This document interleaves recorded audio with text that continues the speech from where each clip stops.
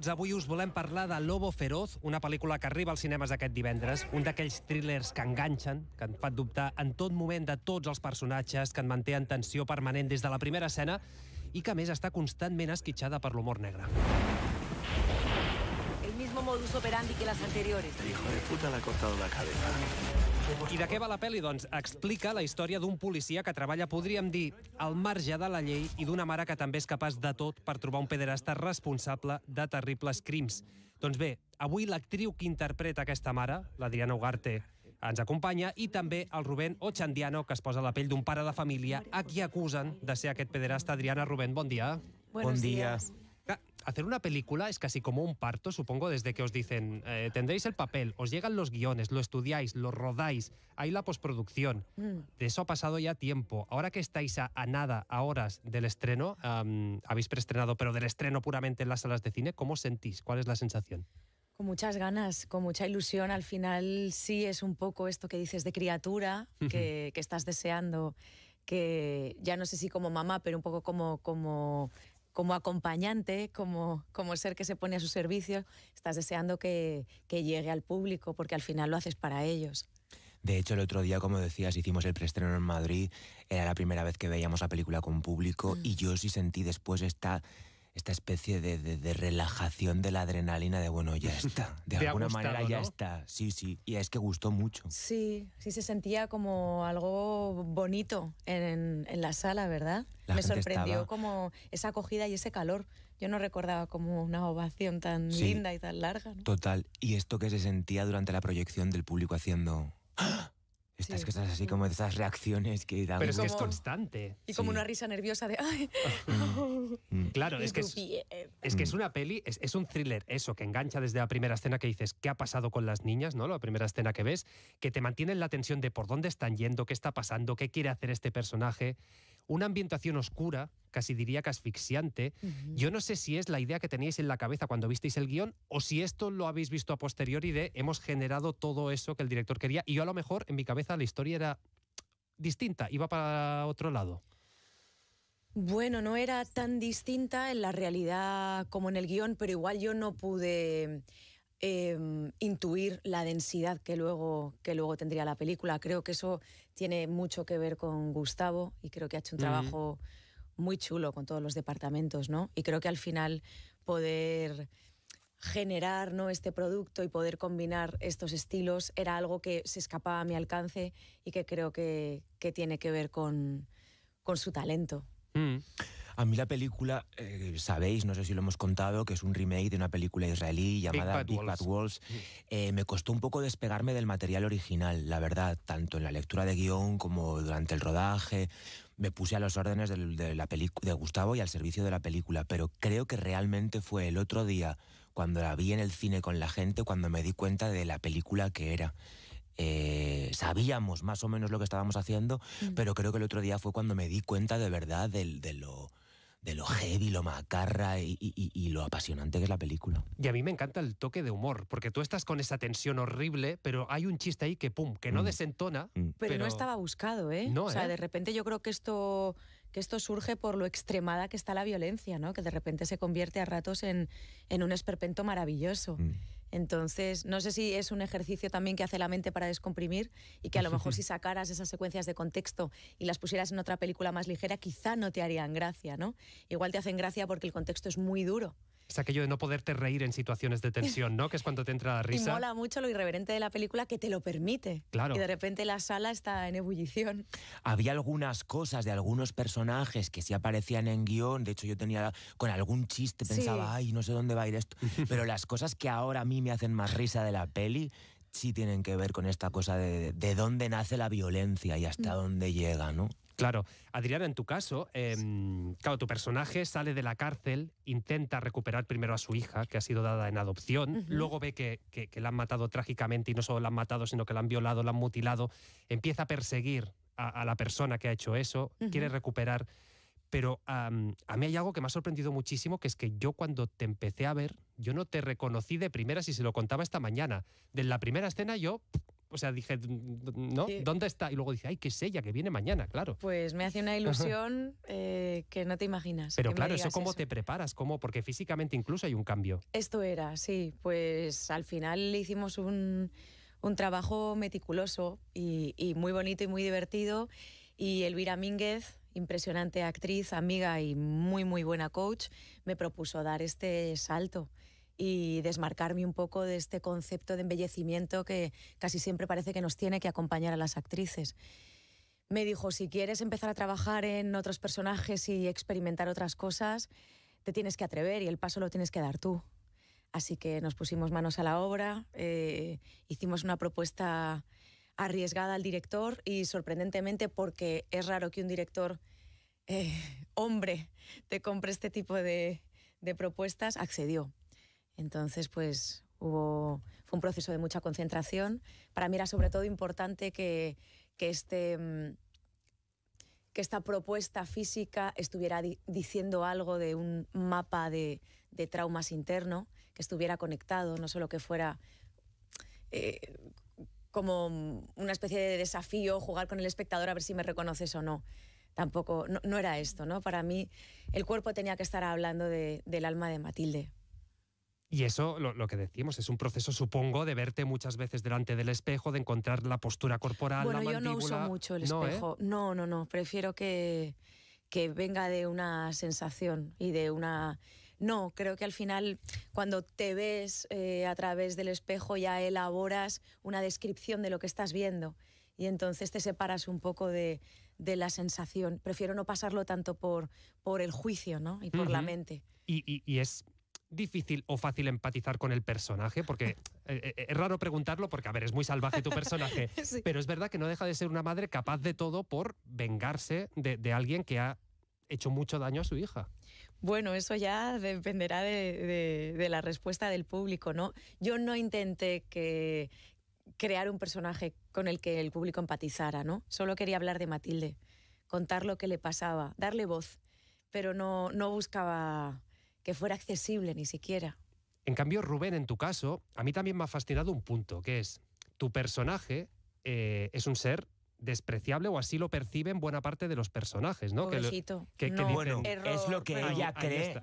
Ella cree que él es un ser despreciable, pero precisamente creo que la cosa es que su personaje no sé hasta qué punto es alguien de fiar, ¿no? Ahí quiero ir a parar, que claro, a mí la sensación que me transmite tu personaje es, pero si es un buen tío. Absolutamente. Si es un tío normal, pero luego dices, bueno, o a lo mejor un pederasta asqueroso, repugnante al que tengo que odiar, y te crea esa dicotomía, ¿no? Todo el rato de, ¿y quién es de verdad tu personaje, no? ¿Un pederasta o un buen tío? Pues esa es la cosa, ese es el asunto. Para mí, si eso no es culpable, que es en lo que se basa la película, quiero decir, si hasta el final no hay que desvelar, no se puede desvelar quién es este tipo. Y quién es en realidad, para mí quedó en un segundo plano a la hora del rodaje. Lo importante era saber qué información convenía dar en cada secuencia para permitir al espectador dudar de sus propias certezas en cada escena. Que los que tuvieran muy claro que el personaje era culpable dudaran, y los que tenían muy claro que era inocente también dudaran. Por eso me cuesta hablar de esto, y cada vez que escucho algún enunciado de alguna pregunta pienso, ¡ay, no! Por ahí no, ¿no? Por ahí no, o pongámoslo entre comillas, porque creo que es importante dejar claro que es un supuesto asesino, un supuesto pederasta. Y además me parece que esto de... no me interesa decirle al público lo que tiene que sentir o lo que tiene que pensar. Está bien que puedan hacer el viaje con el personaje con el que empaticen, independientemente del cartel que tenga puesto. Pero también debe ser complicado, ¿no? Este equilibrio. Es decir, este jugar a la ambigüedad con el espectador para que esté dudando de ti hacia un lado o hacia otro constantemente durante la película. Pues para mí eso fue lo más complicado, porque yo también suelo hacer, como decía Adriana, el proceso del trabajo sin plantearme si el público va a empatizar o no, pero para mí en este curro sí que fue lo más importante tener constantemente ese tercer ojo fuera, en ser como consciente de la mirada del espectador para hacerle creer que era culpable en muchas secuencias y hacerle creer que era inocente en otras. Pero que si volvían a ver la película estuvieran todas las pistas puestas con coherencia, no hubiera una cosa al pedo. Y otra cosa muy complicada que recordé viendo la peli el otro día, y esto creo que no es spoiler, es que el 90% de las secuencias del personaje son sentado en una silla. Sí. Era muy difícil que no fuera la sensación de del Día de la Marmota, de que cada vez que ves al personaje estás viendo lo mismo, como intentar buscarle los colores y las intensidades distintas para que fuese atractivo y refrescante cada vez. Y no para de crecer.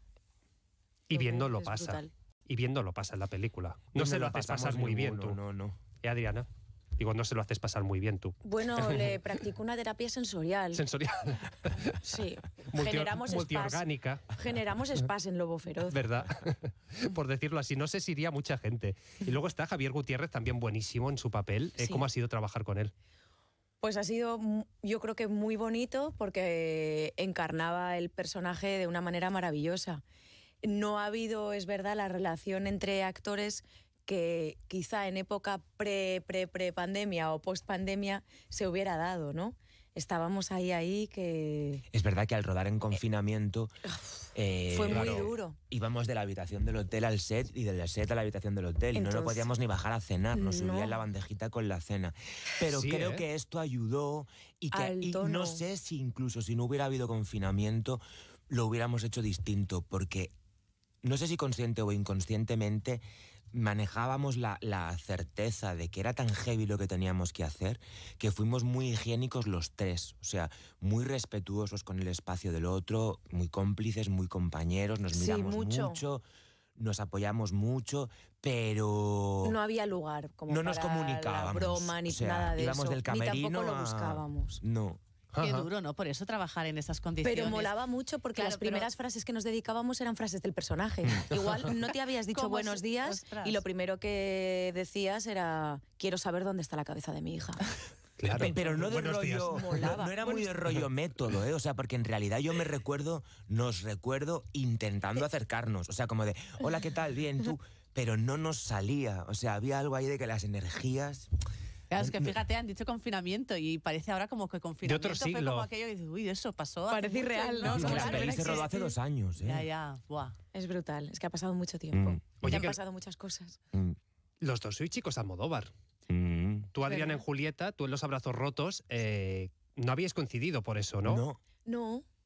Pero alguien nos dijo en una entrevista, nos hizo saber el otro día, que nuestros caminos se habían ido cruzando ¿Ah, sí? a lo largo de los años, no recuerdo ahora cuándo, pero en muchas ocasiones habíamos hecho como... Sin saberlo casi. En el patio de mi cárcel. Claro. En el patio de mi Estábamos cárcel, ahí sin sí. coincidir. Yo hacía un personaje muy pequeñito. Yo también, enano. Y ahí estábamos, sin coincidir. Sin coincidir. Y luego habíamos coincidido en algún...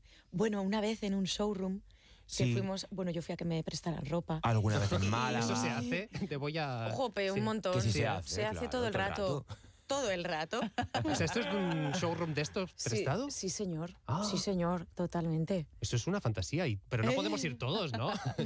Y también es una responsabilidad, ojo, Claro, ¿eh? Si claro. eres así cuidadosa, dices, ay, que no se manche, que no se me enganche con nada, que no se rompa, porque luego lo quieres devolver. Claro. Sí, sí, en Aquí a una perfecto calzutada estado. no podéis ir así, con ropa de Mejor showroom. no. O calzutadas no es en buena romescu, idea. pero... Total.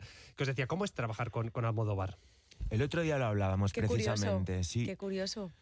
Pues en mi caso fue maravilloso, la verdad. También es verdad que le acompaña esta leyenda de que con los chicos es más difícil y tal. Yo llegué acojonado y fue maravilloso. A mí me cuidó mucho, me lo puso muy fácil, me dejó un espacio creativo estupendo, me reí mucho con él. Es verdad que como soy un poco mitómano, yo me sentía como tocado por los dioses, por el hecho de que me aceptara y me eligiera y me quisiera. Creo que a día de hoy sería capaz de establecer con él una relación un poco más adulta. En ese momento me sometí a lo que te venga bien, a mí también. Sí, a mí esto también me pasó.